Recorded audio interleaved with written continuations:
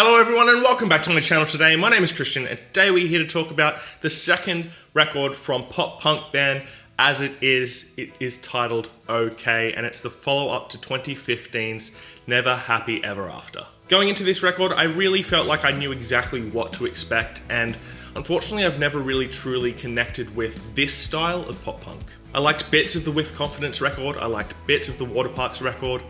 When this type of pop punk is done well, it's done really well. But overall I find it a little bit too fluffy for my taste. But I wanted to give this record a fair go, so let's get into it. Pretty Little Distance opens up this record pretty much exactly how I expected it to. This track could have come straight off of a 5 Seconds of Summer record. The chorus is really catchy, but for me I feel like the verses, especially the first verse, is a little too jumpy. The backing vocals throughout this song sound really overproduced. So much so that at times they don't even sound like people. The title track OK is next up, and it picks up pretty much exactly where the last track left off. But for me, in this song, the vocalist gets a little bit too nasally and it starts to get a little annoying. The song itself is fine, it's a standard pop rock song. And I do like the chords that they use in the chorus of this song. They're chords that you don't really hear a lot in this style of music. Unfortunately, the transition into the bridge kind of feels abrupt and really takes a lot of the flow out of the song, which is unfortunate. Hey Rachel opens up, and it opens with an interplay between two vocalists, and unfortunately for me, the second vocalist doesn't really work. He really sounds like he's struggling and kind of feels out of place. The second verse has a good lead guitar part in there, which really elevates that section, and to be honest, a lot of the leads throughout this song are quite good. The main problem I find with bands like this, when compared to maybe their predecessors like All Time Low, is there's a distinct lack of authenticity in their songwriting. It almost feels like there's not a lot of soul in their music, and it just feels kind of throwaway. Patchwork Love is next up and starts out with a softer intro, which leads into a big band intro, which has quite a bit of bounce. The chorus is once again decent, has a really cool interplay between the vocals and the lead guitar, which is a good addition. But unfortunately, the chorus kind of sounds quite similar to the previous 3 tracks. The bridge of this song is the highlight of the track, and it has some really cool drumming going on. And this track isn't quite as fluffy as the previous 3, so it's a bit of a highlight of this record.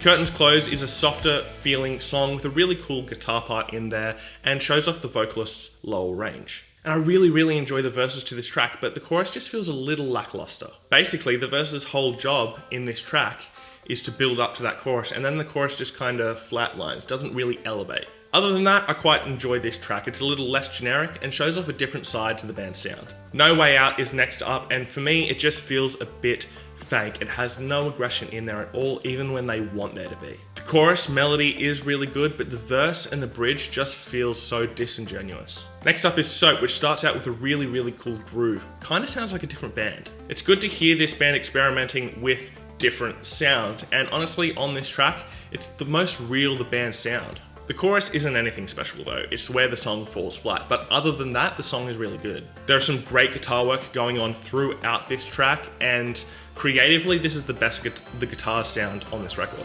Unfortunately, the production really hinders this record. Unfortunately, it's really overproduced, and any kind of aggression or any grit to it that could have been there kind of got washed away with just this really polished production.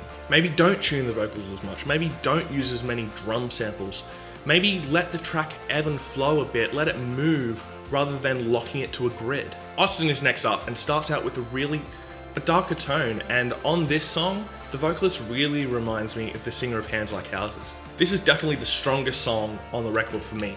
This song really feels like the kind of song that the band want to write. This song has the most emotional vocal delivery on the record, as well as that, the lyrics are quite good. Until I Return is next up on this record and goes from that darker tone that we've had on the last 2 songs, it just goes straight back to the fluffy side that we heard on the first half of this record. This track isn't unpleasant, but there's nothing really going on. It's also the most repetitive song on this record. Even the guitar solo on this song just mimics the vocal melody from the chorus, and it's like, really? You couldn't stretch your creativity at all?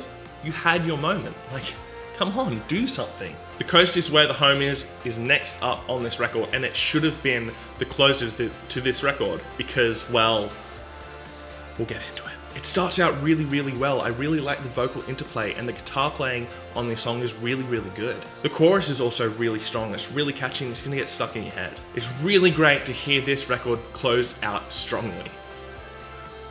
I wish I could say that. Still Remembering closes out this record, and I'm going to give you a second to guess the type of song that would close out a modern era pop punk record. I'll give you a second. Can you guess? It's the pop punk ballad, people! What a creative and unique thing to do! Anyway, to be fair to the band, they do add some band elements to this song, but still, how can a band that are in the modern era of pop punk be this cliche? Like, do they not realize that every other pop punk record that comes out now has this cliche?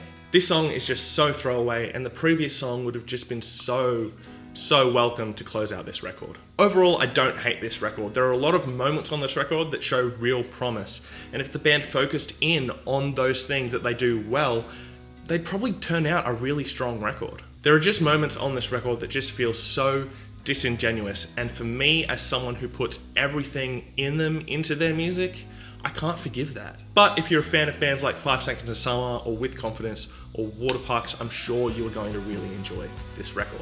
My top 3 tracks are going to be Austen, The Coast Is Where the Home Is, and Patchwork Love, and I'm going to give this record a 2.5 out of 5. Anyway, what did you guys think about the record? Let me know your thoughts and opinion down below in the comment section. Did you like the record? Did you not like the record? Let me know down below. We're here to have a conversation about music, so let's do that. But if you're just going to fill up the comment section with hate and insults, just know I'm going to read your comments and laugh at how pathetic your life is. Anyway, thanks for watching my videos today, guys. Please hit subscribe down below, and I'll see you next time. Fresh Currents.